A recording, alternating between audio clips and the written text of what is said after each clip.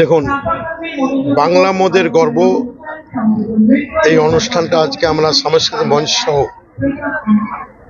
আজকে এই মেলাটা আমরা শুভ উদ্বোধন করলাম। শুধু মুর্শিদাবাদ জেলা নয়, সারা রাজ্যব্যাপী পর্যায়ক্রমে আমাদের বাংলা মোদের গর্ব এই অনুষ্ঠানটি চলছে।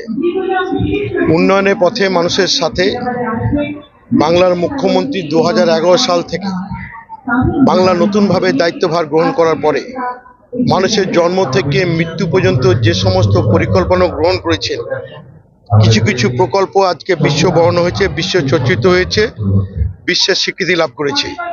সেই জায়গাটা একটা প্রচারের আলোকে আনার জন্য বাংলা মোদের গর্ব এই অনুষ্ঠানটা এলাকার যারা উচ্চশিক্ষার সুযোগ পায়নি কিন্তু কর্মসংস্থানের জন্য যাদের অসুবিধা হচ্ছে, তাদেরকে আমাদের সরকারের মাধ্যমে এই প্রকল্পের সাহায্যে তাদেরকে আমরা স্কিল করে দিয়ে আন্তর্জাতিক লেভেলে যে সমস্ত কোম্পানিগুলো রয়েছে, মাল্টিন্যাশনাল কোম্পানিগুলো রয়েছে, তাদের আমরা কর্মসংস্থানের ব্যবস্থা করছি।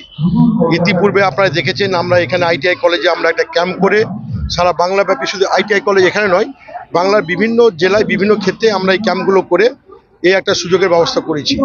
এবং আপনি দেখবেন যে ডিসপ্লে বোর্ডে যতগুলো আমাদের সরকারি প্রকল্পগুলো এখন রানিং আছে, আমি যে কথা বলছিলাম মঞ্চে, যে এই কন্যাশ্রী থেকে শুরু করে স্বাস্থ্যসাথী এবং রূপশ্রী থেকে একবারে জনমুখী প্রকল্প কৃষকদের জন্য, আমাদের ADM সাহেব বক্তৃতায় বলছিলেন যে এই যে বন্যায় যে প্লাবন হলো, প্লাবনে যে আমরা আতঙ্ক ছিলাম, কৃষক চাষিদের যাতে বিমা, শস্য বিমা থেকে শুরু করে জন্ম থেকে মৃত্যু পর্যন্ত সরকারের যে পরিকল্পনা প্রকল্পগুলো আমরা মানুষের সামনে তুলে ধরার লক্ষ্যে বাংলা মোদের গর্ব এই প্রকল্পের মাধ্যমে আমরা বাংলার মানুষের পাশে থাকার জন্যই আমরা এই প্রকল্প করেছি।